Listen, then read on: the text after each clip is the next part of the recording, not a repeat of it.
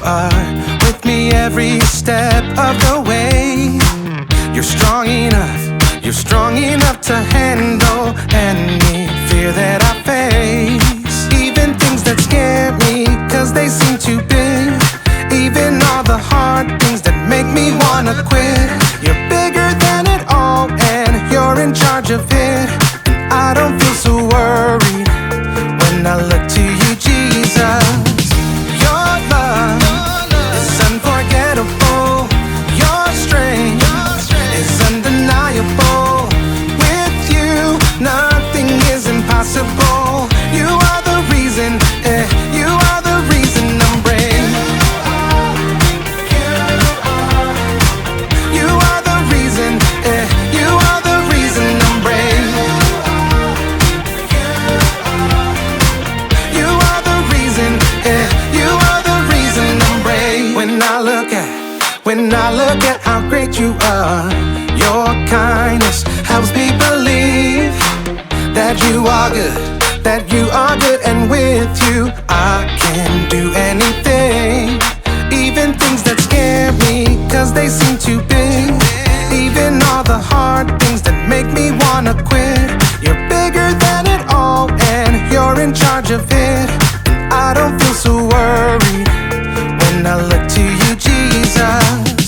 Your love is unforgettable. Your strength is undeniable.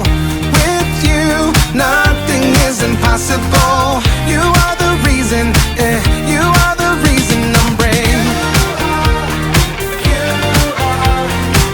You are the reason, you are the reason I'm brave. You are the reason, you are the reason I'm brave. Your love is unforgettable. Your strength is undeniable. With you, nothing is impossible. You are the reason, you are the reason I'm brave. You are the reason, you are the reason I'm brave. You are the reason, you are the reason I'm brave.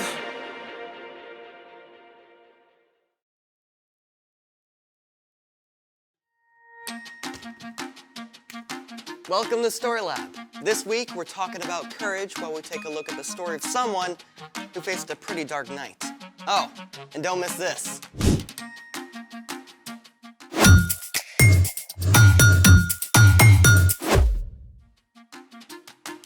Hey, I'm Amaya. And I'm Zeke. And we're talking about courage. That's being brave enough to do what you should do, even when you're afraid. Even when something unexpected happens. Unexpected? How do you feel about the dark? A little nervous. I mean, I can't see. Can we please have the lights back? Hey! Lots of people don't like the dark. So I thought we could try something to make dark fun. Oh, laser tag. Pew, pew, pew, pew, pew. Or something kids can try at home. Flashlight tag?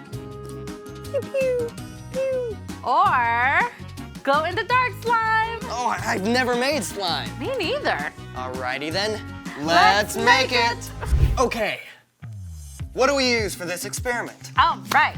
So we have clear school glue, water, baking soda, and glow powder. First, we put in the glue.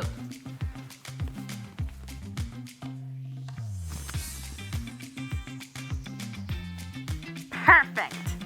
Next, we add the water.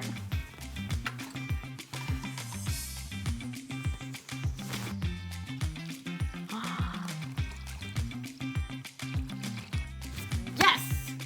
Next, baking soda.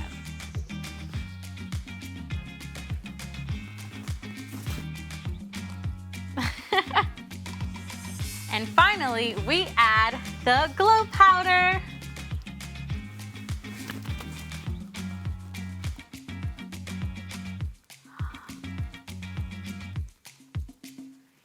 So pretty. And now we stir. And make sure you stir really good. Come on, Zeke, put some muscle in it. That is not slime. Not yet, because we still need slime activator. Saline. My mom uses that to clean her contact lenses. It contains borate ions. Glue is made of long chains of molecules called polymers that slide easily past each other. When borate ions are added, they cross-link the protein molecules in the glue so they can no longer slide easily past each other. So borate ions glue the glue? Pretty much. Cool. Let's see what happens. Slime activate. All right, I'll pour it, you stir. I can already feel it hardening. So disgusting and weirdly satisfying. I know, right? Get the lights. Whoa. Look at it glow. That is so cool. Oh, I want some. it's all slimy. Oh. So cool. Oh, it's everywhere. Snot in my hands. Oh. You're getting all of it. No. Woo! Ah! Okay, the dark can be pretty fun. Yes, unless you are joined in the dark by extra big, hungry cats. Is that a spoiler? Yes, it's time for... The story before the story. Today, we're in book 27 of the Old Testament, Daniel. God had promised to bless the whole world through Abraham's family, the Israelites. God delivered them from slavery and led them to freedom in the land of Canaan. God gave the Israelites kings to lead them, but while some kings like David listened to God, many of the kings ignored God. These kings even led the people to worship false gods. And at last, God allowed the Israelites to be conquered by foreign nations. Yeah, some of the Israelites were even marched off as captives to Babylon. But one of these captives, a man named Daniel, still loved God and prayed to God every day. And Daniel is a hero of today's story. Let's go! Daniel was taken to Babylon as a young man, but even as a captive, he still stood up for the one true God. We won't make ourselves unclean by eating the king's food. Test us for 10 days. Give us only vegetables to eat. God blessed Daniel and made him strong and wise. That wisdom and courage gained Daniel a lot of respect, and he actually served as an advisor to several foreign kings over his lifetime. One of them was King Darius, who conquered Babylon. Now, when King Darius took charge, he placed 120 officials over the whole kingdom and put 3 governors over them. One of these 3 men was Daniel. Daniel was so trustworthy and did such a good job that Darius actually made plans to put Daniel in charge of the other 2 governors. So when these other 2 rulers found out about the plan, they were pretty angry. They decided to find something wrong with Daniel they could tell the king about. But even though they spied on Daniel, they couldn't find a thing he'd done wrong. Not one single lie! But Daniel does have this thing about praying to his God. 3 times a day like clockwork. The jealous governors and officials perfected a sneaky plan and took it to King Darius. King Darius, may you live forever. You're so incredibly amazing. We think you should make a special command. What is it? For the next 30 days, no one in the whole kingdom can pray to anyone but you. I like it. And if they pray to someone else, they get thrown into a lion's den. Where do I sign? Oh, well, King Darius was so flattered that he gave orders for the law to be written down, and he signed it at once. And you have to know this. Once a law of the Medes and Persians was written down, it could not be changed, even by the king himself. When Daniel found out about the law, it would have been easy enough to change his routine and stop going home to pray every day. But Daniel's love for God was greater than his fear of lions. The next morning, as every morning, Daniel knelt in his room and prayed to God. Thank you that you are always with me, God. Help me honor you in everything I do. Daniel went to his room to pray again at noon and in the evening, even though he probably knew the other officials were watching him.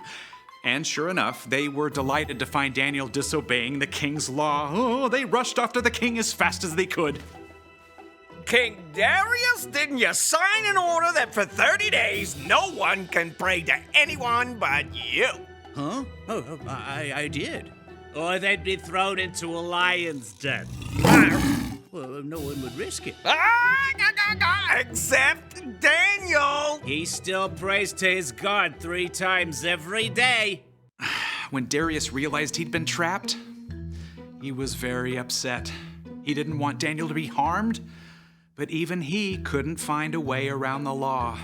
So at sunset, the king called for Daniel to be brought out and thrown in the lion's den. Daniel, you always serve your God faithfully. So may he save you. Then Daniel was shoved into the dark den, and a stone was placed over the entrance. Now, we don't know exactly what Daniel felt alone in that deep, dark place with prowling lions. But in the palace, the king was so sick with fear he couldn't sleep. As soon as the sun rose, he hurried back to the lion's den. Daniel, you serve the living God. Has he been able to save you from the lion? Morning sunlight revealed Daniel, with the powerful lions curled up around him, tame as house cats. My God sent his angel to shut the mouths of the lions. They haven't hurt me at all. Oh, lift him out of the den at once. Daniel was completely unharmed. The king was so amazed that he wrote a letter to everyone in the kingdom. I order people in every part of my kingdom to respect and honor Daniel's God.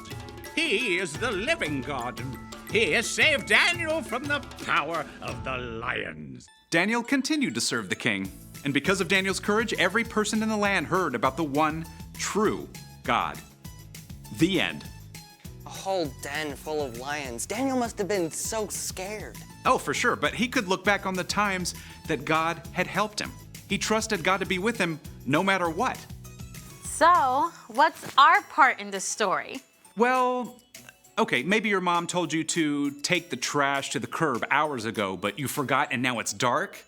It might be tempting to just skip it, but you can trust God to be with you while you do it.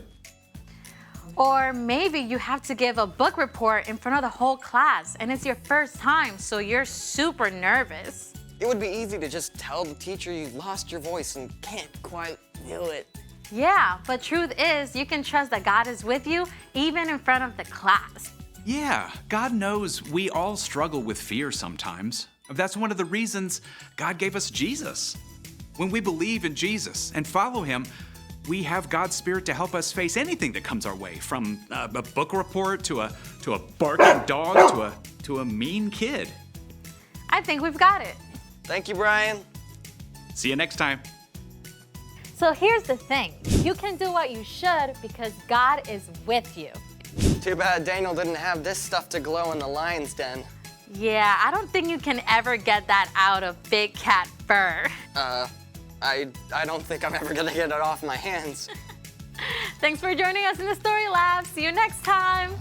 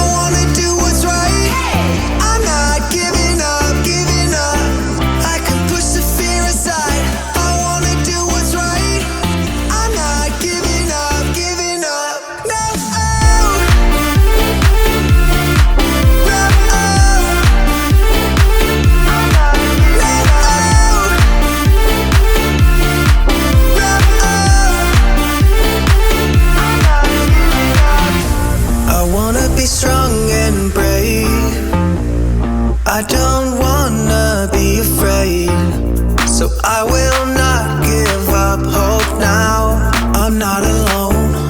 I know. Let go of all my doubts. I'm not gonna turn around, 'cause now my eyes are seeing new, a clearer view. If I stand with you and you stand with me, we could be brave. If I stand with you and you stand with me, we could be brave. I can push the fear aside. I wanna do what's right. I'm not giving up, giving up. I can push the fear aside. I wanna do what's right. I'm not giving up, giving up. No, I know I'm strong. I believe in me. You know you're strong. I believe in you. I know I'm strong. I believe in me. You know you're strong. We could be brave together. I know I can push the fear aside. I wanna do what's right. I'm not giving up, giving up. I can push the fear aside. I wanna do what's right. I'm not giving up, giving up.